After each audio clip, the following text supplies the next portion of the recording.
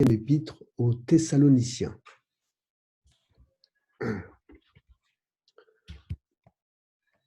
Voilà, maintenant, on va lire la deuxième épître aux Thessaloniciens. C'est situé au chapitre 2, à partir du verset 1er. Je vous laisse le temps de trouver ce passage et nous allons commencer la méditation de la parole de Dieu.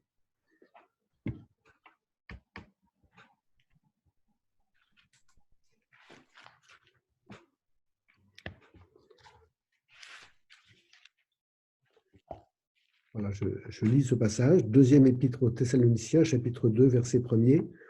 Pour ce qui concerne l'avènement de notre Seigneur Jésus-Christ et notre réunion avec lui, nous vous prions, frères, de ne pas vous laisser facilement ébranler dans votre bon sens et de ne pas vous laisser troubler, soit par quelque inspiration, soit par quelques paroles ou par quelques lettres qu'on dirait venir de nous, comme si le jour de Christ était déjà là.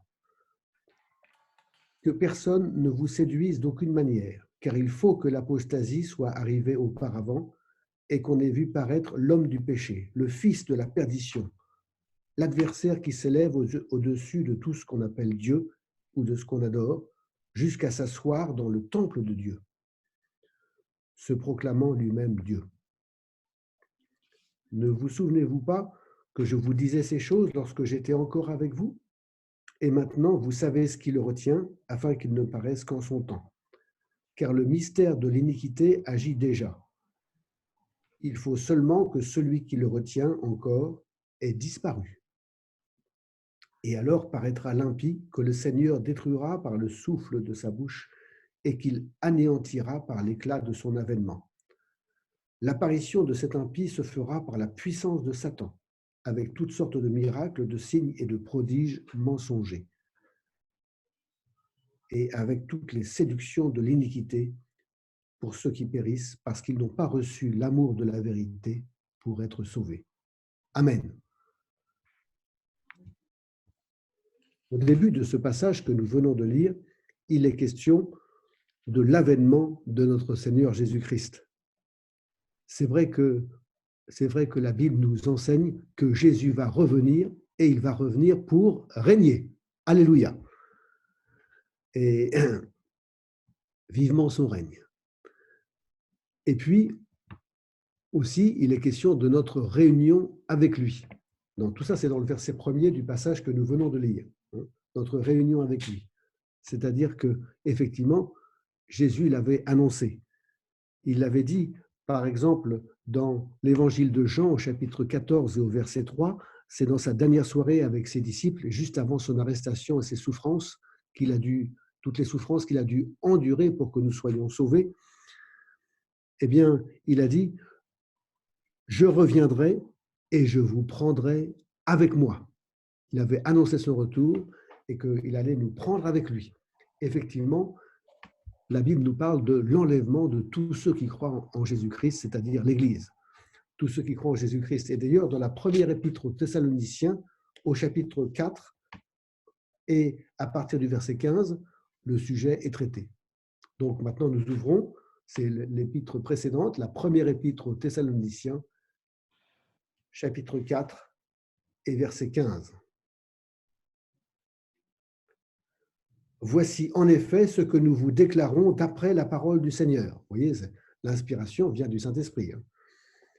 Nous, les vivants, restés pour l'avènement du Seigneur, c'est dont nous parlions tout à l'heure, c'est Jésus va revenir pour régner, nous ne devancerons pas ceux qui sont morts, car le Seigneur lui-même a un signal donné, à la voix d'un archange et au son de la trompette de Dieu, descendra du ciel. Et les morts en Christ ressusciteront premièrement. Ensuite, nous les vivants, qui seront restés, nous serons tous ensemble enlevés avec eux sur des nuées, à la rencontre du Seigneur dans les airs. Et ainsi, nous serons toujours avec le Seigneur. Consolez-vous donc les uns les autres par ces paroles. Et voyez, ainsi nous serons toujours avec le Seigneur. Et donc, lorsque le Seigneur va revenir par la suite pour régner sur cette terre, nous serons avec lui. Amen. C'est merveilleux quand nous pensons à tout ça. C'est absolument merveilleux. Et donc, il va y avoir d'abord l'enlèvement de l'Église, c'est-à-dire de tous ceux qui croient en Jésus-Christ véritablement, et que ce soit ceux qui sont encore vivants sur cette terre ou ceux qui sont déjà décédés par rapport à leur vie ici-bas, eh bien, nous serons enlevés ensemble. Et c'est un événement merveilleux à venir. Que les uns et les autres, nous puissions vraiment être prêts pour le retour de Jésus, pour nous prendre avec lui. Je reviendrai et je vous prendrai avec moi afin que là où je suis, vous y soyez aussi. C'est ce que Jésus avait déclaré à ses disciples dans la dernière soirée juste avant son arrestation. Et donc un certain nombre d'heures avant sa crucifixion. L'idée de Jésus, c'est que nous soyons avec lui. Est-ce que ce n'est pas extraordinaire comme perspective, être avec le Seigneur des Seigneurs, le Roi de gloire? Est-ce que ce n'est pas merveilleux d'être avec lui pour toute l'éternité?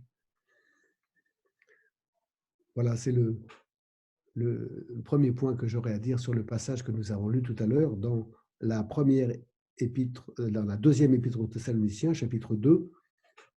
Nous avons parlé du verset 1er, l'avènement de notre Seigneur Jésus-Christ et notre réunion avec lui. Et maintenant, nous revenons donc à ce passage, deuxième épître aux Thessaloniciens, chapitre 2, et verset 2 maintenant. On revient.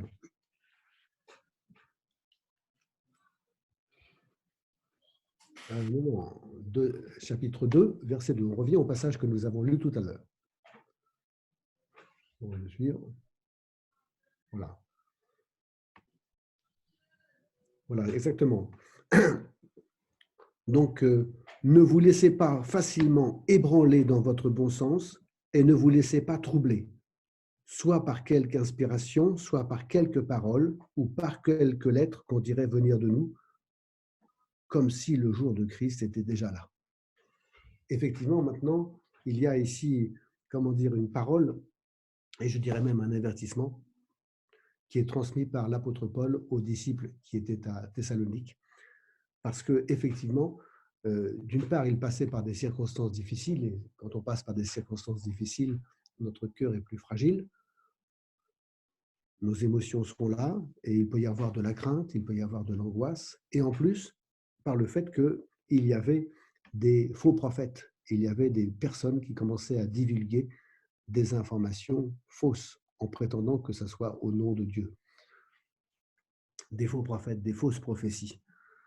Par exemple, ici, il y avait cette fausse prophétie que, effectivement, que nous lisons à la fin du verset 2, le jour de Christ est déjà là. Vous vous rendez compte? Cette fausse prophétie. Et il y en a qui disaient déjà ça, et d'autres, alors les disciples ne comprenaient pas, etc. Pourquoi tout ça? Bon, qu'est-ce qui se passe? Est-ce que c'est un jugement de Dieu? Toutes ces circonstances difficiles, enfin tout ça.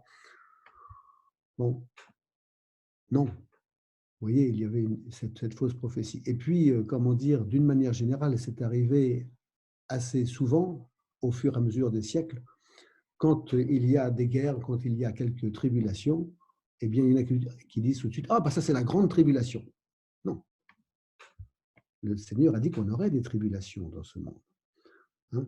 Mais la grande tribulation, c'est une tribulation qui va arriver après l'enlèvement de l'Église et avant le retour du Seigneur Jésus pour régner. Et là, on n'en est pas encore à ce stade parce qu'on n'en est pas encore au stade où l'Antichrist règne sur cette terre. Alors, il y a comme ça toutes sortes de fausses prophéties qui sont données et qui produisent du trouble et de l'angoisse. Sur cette terre, il y a des tribulations, mais pour ceux qui croient en Jésus-Christ, il y a une issue, et une belle issue. Amen. Ces tribulations, et la tribulation par laquelle nous passons ne va pas durer toujours. Bon, c'est une période, mais ça ne va pas durer toujours. Et puis, nous savons que Dieu fait concourir toutes choses au bien de ceux qu'il aime. Il est capable de transformer le mal en bien et de faire concourir même les circonstances difficiles pour notre bien. Amen. Amen. Voilà. Est-ce que vous m'entendez bien? Oui, ça va. Alors, il y a donc cette perspective et effectivement, comment dire, l'apôtre Paul va donner quelques explications pour que les disciples qui avaient été troublés le comprennent mieux. Nous sommes toujours dans le même chapitre 2 de la deuxième épître aux Thessaloniciens et nous allons lire les versets 3 et 4 maintenant. Versets 3 et 4. Chapitre 2. Non, pas chapitre 3. Chapitre 2. Chapitre 3, on verra après. Versets 3 et 4.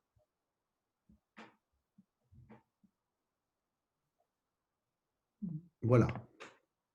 Alors, nous y sommes. Que personne ne vous séduise d'aucune manière, car il faut que l'apostasie soit arrivée auparavant et qu'on ait vu paraître l'homme du péché, le fils de la perdition, l'adversaire qui s'élève au-dessus de tout ce qu'on appelle Dieu ou de ce qu'on adore, jusqu'à s'asseoir dans le temple de Dieu, se proclamant lui-même Dieu. Donc voilà les versets 3 et 4. Et effectivement, comment dire, l'apostasie existe déjà, mais elle va se développer.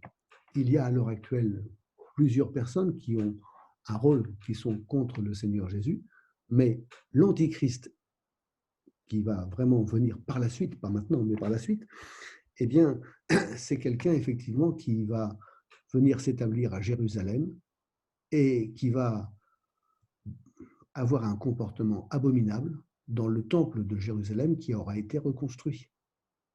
Voilà donc l'Antichrist. Pour l'instant, il y a des préfigurations, il y a des personnages importants qui sont mal disposés. Mais pour l'instant, l'Antichrist lui-même ne s'est pas encore révélé.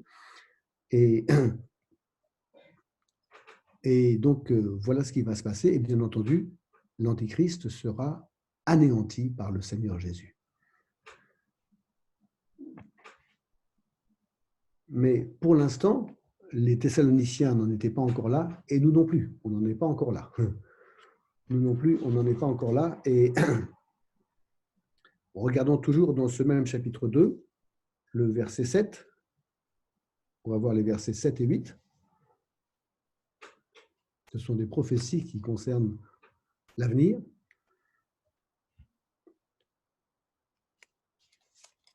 D'abord, le présent, vous voyez, verset 7, car le mystère de l'iniquité agit déjà. Donc, pourquoi? Parce qu'il y a l'iniquité ou l'impiété, vous voyez, qui existe, qui est manifeste, mais il y a des choses qui se passent dans l'ombre.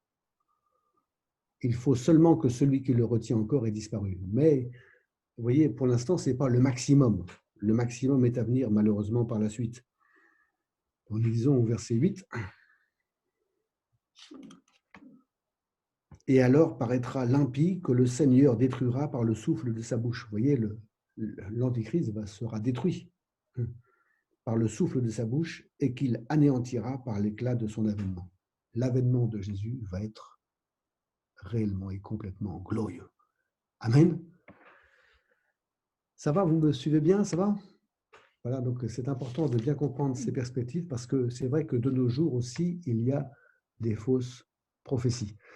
Et comment dire, de nos jours aussi, il y a du piratage. Et là, déjà, vous voyez, à cette époque-là, nous sommes au 1er siècle, il y a eu du piratage. Pourquoi? Parce que toujours dans ce même chapitre 2, je reviens maintenant au verset 2. On va voir la fin du verset 2.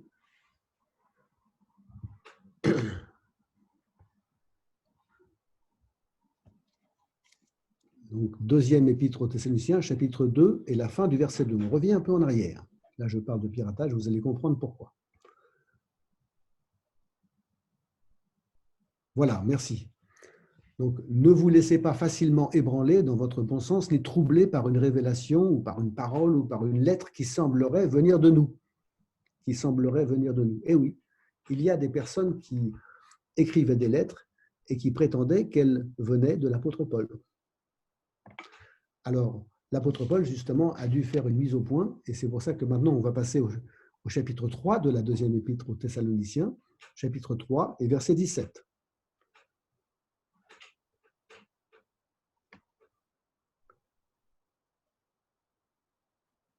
Voilà, merci. Je vous salue, moi, Paul, de ma propre main. C'est là ma signature. Dans toutes mes lettres, c'est ainsi que j'écris. Vous voyez ? Les lettres qui venaient de l'apôtre Paul étaient signées de sa propre main par lui. Bon, il doit expliquer ces choses-là parce que donc il y avait des disciples qui avaient été troublés par des lettres qui on leur disait que ça venait de l'apôtre Paul, mais ce n'était pas le cas. C'était pas le cas, et bien sûr, c'était des fausses prophéties. Et donc, à son époque aussi, il y avait du piratage, et de nos jours, avec des fois avec les médias, des fois avec il y a toutes sortes de choses qui sont déviées et qui ne sont pas et qui sont attribuées à des personnes. En fait, ces personnes n'y sont pour rien. Donc, et c'est pour ça que de nos jours, vraiment, et de nos jours, il faut faire attention.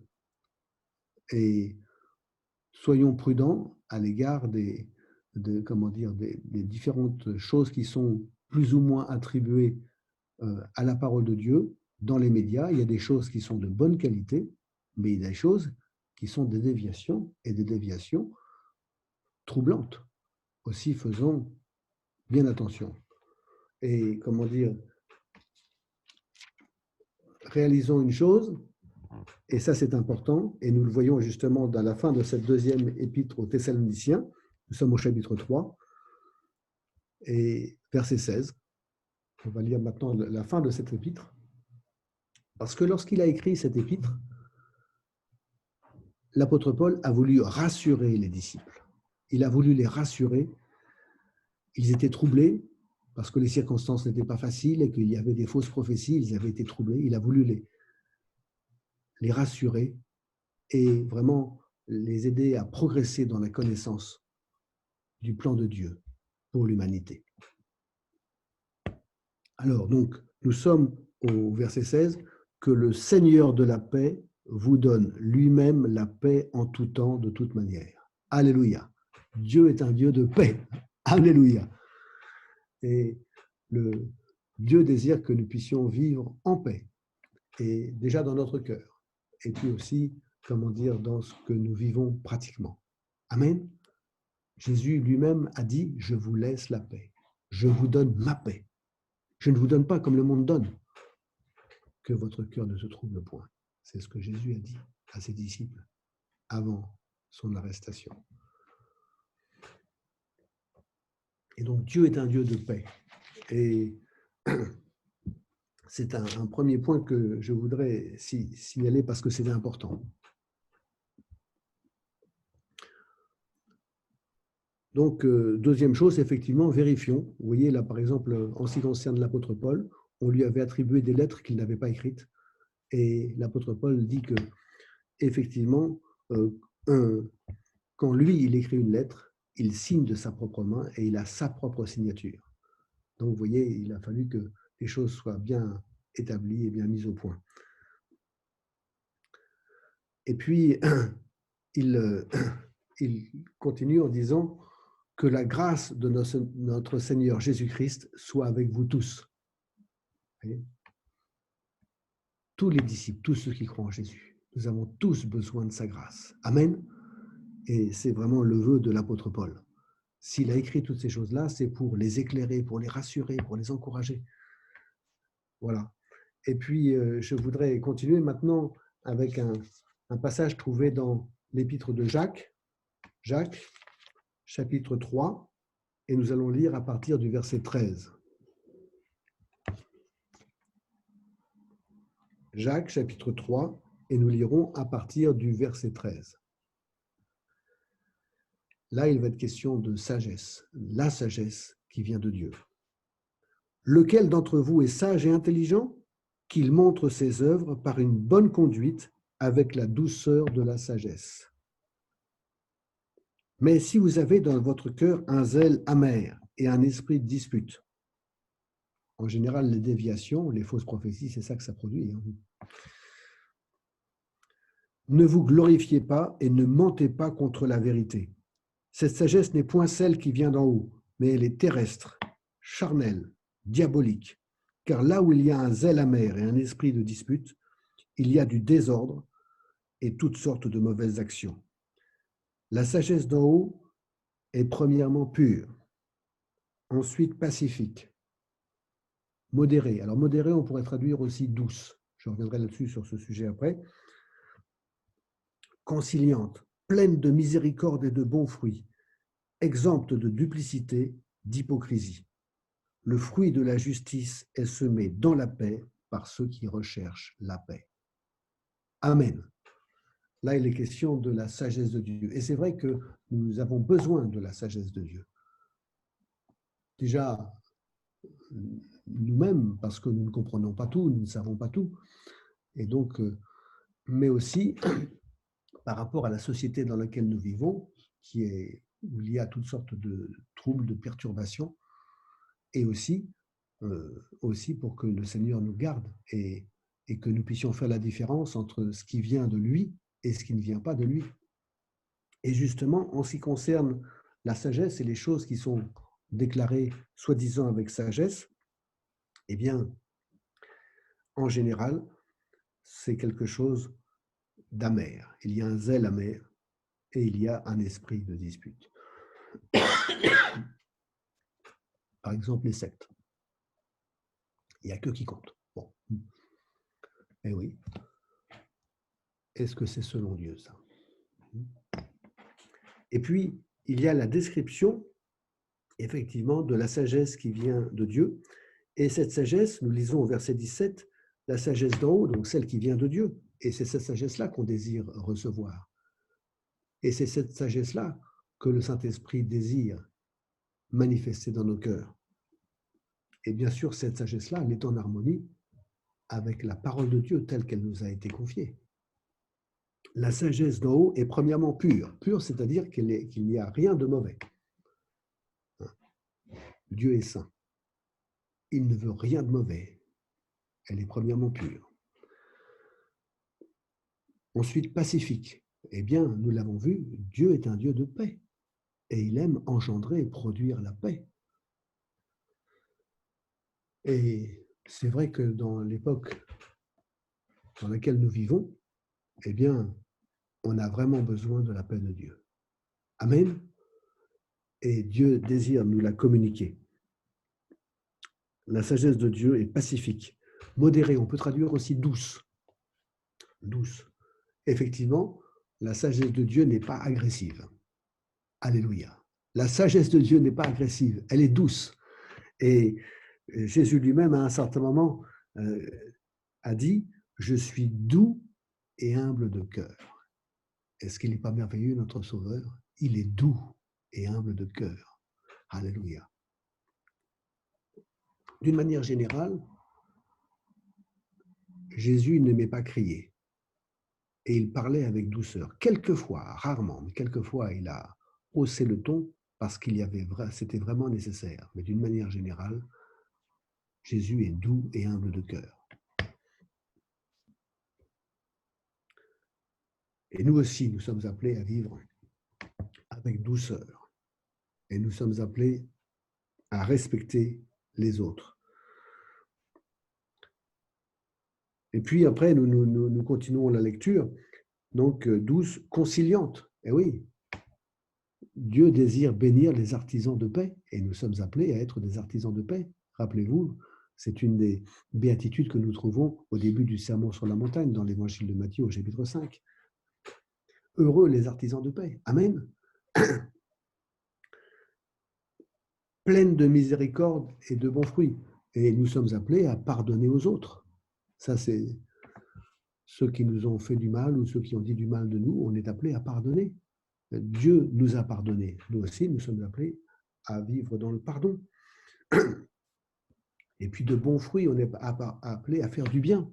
Amen. La sagesse de Dieu aime faire du bien. Exemple de duplicité, c'est-à-dire pas de parti pris. Pas de parti pris. Dieu est juste. Et il faut que les choses soient faites d'une manière impartiale. Et sans hypocrisie, bien entendu. Avec Dieu, c'est la vérité. C'est l'authenticité. Dieu aime ce qui est vrai. Et nous sommes appelés à avoir un comportement vrai, à dire des paroles vraies. Dieu a horreur du mensonge. Donc, pas de mensonge, non, la vérité. Voilà, voilà les qualités de la sagesse de Dieu. Et nous sommes appelés à vivre là-dedans. Et quand nous comprenons ce qu'est la sagesse de Dieu, ça nous aide à nous garder par rapport aux fausses prophéties et par rapport aux interprétations qui sont déplacées. Ça nous aide. Oui. C'est vrai que nous sommes dans les temps de la fin. C'est vrai que le retour du Seigneur Jésus pour nous enlever est proche. Je ne fixerai pas de date. Je dis, je ne sais pas dans combien de temps, mais nous ne sommes pas loin. C'est vrai qu'il est proche. Et c'est vrai que par la suite, il y aura plusieurs années de grandes tribulations avec l'Antichrist, etc. Et puis par la suite, il y aura effectivement le retour du Seigneur Jésus pour régner en gloire. Et l'Antichrist et Satan, etc., seront anéantis, seront jetés dans les temps de feu. Tout ça, c'est des choses à venir. Mais dans l'état actuel des choses, nous sommes dans des temps qui se rapprochent de la fin. Je ne voudrais surtout pas donner de date. Ça se rapproche de la fin. Cela dit, il y a des choses que pour l'instant qui n'ont pas encore été accomplies, comme par exemple le temple de Jérusalem n'a pas encore été reconstruit. Hein, c'est pas encore des choses. Donc, il y en a qui voient les choses d'une manière très abrupte. Hein. Moi, j'ai entendu il y a quelques semaines des personnes qui annonçaient le retour du Seigneur pour la semaine prochaine. Hein. Et ils ont dit ça il y a quelques semaines. Vous voyez, bon, donc, non. Soyons sages. Nul ne connaît ni le jour ni l'heure, a dit Jésus. Et donc, évitons les pronostics. Nous sommes dans les temps de la fin. Dans quelques années, je ne sais pas quand, mais il y aura effectivement le retour du Seigneur. Mais ne précipitons pas les choses, que le Seigneur nous conduise. Et moi, ce que je crois, c'est qu'avant, effectivement, l'enlèvement de l'Église, il va y avoir vraiment un réveil évangélique. Il va y avoir de nombreuses personnes qui vont être touchées par le salut de Dieu. Rappelez-vous que c'est quelque chose que Jésus a annoncé. Et c'est important de considérer ça. Et nous avons besoin de cela. Nous avons dans l'évangile de Matthieu au chapitre 24 et le verset 14. Évangile de Matthieu, chapitre 24, verset 14.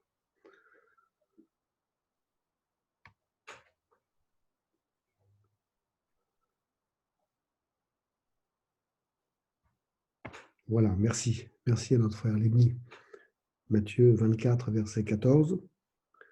Cette bonne nouvelle du royaume, c'est Jésus qui parle. Hein. Et le royaume, c'est donc le royaume des cieux. Hein. Le royaume de Dieu. Cette bonne nouvelle du royaume sera proclamée dans le monde entier. Vous vous rendez compte? C'est pas un petit peu, hein. C'est beaucoup. Et dans le monde entier. Pour servir de témoignage à toutes les nations. Alors viendra la fin. Vous voyez? Ce qui précède immédiatement la fin, c'est cette proclamation du royaume de Dieu dans le monde entier. Et moi, je m'attends au Seigneur pour que déjà, après cette épidémie du Covid-19, là, eh bien, il y ait vraiment une propagation de l'Évangile et que beaucoup de cœurs soient touchés. Je m'attends au Seigneur pour ça. Et que pour les uns et les autres, nous avons quelques conversions dans notre entourage à cœur, je pense. Eh bien, bientôt, nous allons être profondément touchés et réjouis parce que ces conversions vont arriver. Voilà, je vous livre tout ce que j'ai dans le fond de mon cœur. Vous savez, j'ai passé du temps, vraiment, pas quelques minutes, hein, mais beaucoup de temps à me préparer pour la prédication de ce matin, pour vous apporter ce que j'ai apporté. Vraiment, je m'attends au Seigneur pour la suite. Il va y avoir, comment dire, prochainement, peut-être fin mai, peut-être au mois de juin, mais prochainement, il y a différents projets qui ont été envisagés au niveau des autorités de notre pays pour la reprise des réunions de culte. Bon, alors je pense que ce mois de mai, c'est un mois où nous allons nous préparer pour ces réunions à venir.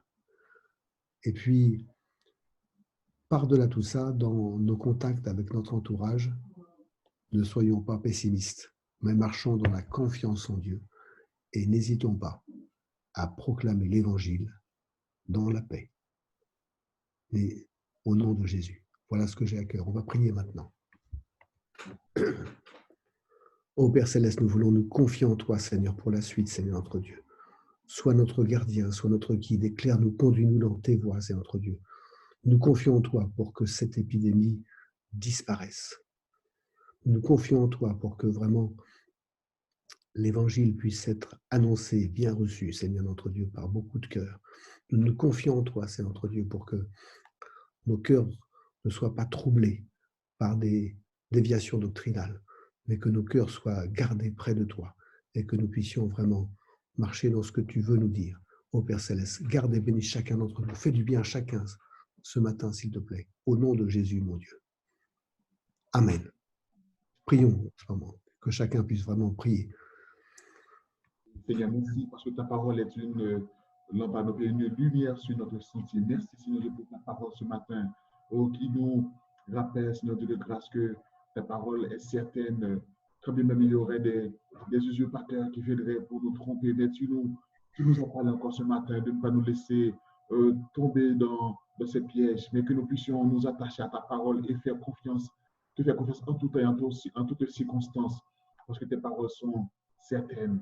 Seigneur Dieu, merci parce que tu as inspiré à ton serviteur de nous apporter cette nourriture pour notre âme ce matin et que Dieu, grâce aide-nous afin que nous puissions prendre cette parole comme une bonne nourriture et nous nourrir chaque jour, comme que nous pouvons vraiment la ruminer, repasser dans notre cœur, la méditer afin de nous nourrir encore davantage. Mais plus encore que nous puissions graver ces paroles de nos cœurs, comme dit la parole, comme dit le psalmiste, eh bien, je sais ta parole de mon cœur afin de ne pas pécher contre toi. Seigneur, aide-nous à marcher dans ta lumière parce que tu es la lumière du monde. Oh, que ta parole brille, luise encore de nos cœurs. Merci pour ta parole. Bénis ton serviteur, bénis ton Église, au nom de Jésus. Amen. Seigneur, je loue ton Saint-Nom. Merci pour ta parole qui nous a fait du bien, Seigneur, au travers de laquelle tu nous as beaucoup parlé sur pas mal de choses. Et Seigneur, pour ma part, je me réjouis, Seigneur, de ton retour, Seigneur, qui est proche. Seigneur, c'est vrai, nous ne savons pas quand, mais Seigneur, nous savons que ton retour est proche. Et Seigneur, nous voulons t'attendre. Nous voulons soupirer, Seigneur, après toi, après ton retour, et que surtout beaucoup d'âmes puissent venir à toi. Merci, Seigneur, parce que nous croyons, comme notre pasteur, je crois que, Seigneur, il va y avoir beaucoup de conversions et qu'il va y avoir une grande moisson d'âmes suite, Seigneur, à cette épidémie, et nous allons voir des choses glorieuses de ta part, Seigneur. Merci, Seigneur, de nous aider, Seigneur, quand nous allons sortir de ce confinement, à témoigner, Seigneur, à parler de toi, Seigneur. Et Seigneur, à parler, Seigneur, de ta personne, à parler de ton amour.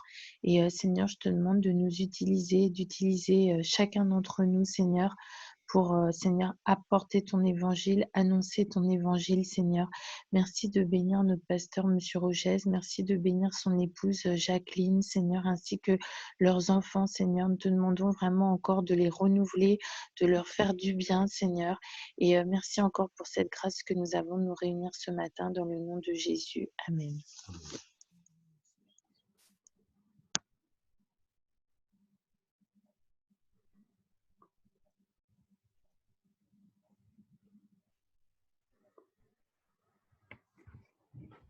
Oui, c'est vrai, Seigneur, que ta parole elle est merveilleuse. C'est vrai que, Seigneur, tu as un avenir glorieux, Seigneur, pour nous. Et nous voulons vraiment, Seigneur, rester dans cette attente, sachant que tu es celui qui nourrit notre foi, Seigneur. Merci pour ta parole qui est là pour nous y aider, Seigneur. Nous te remercions, Seigneur, parce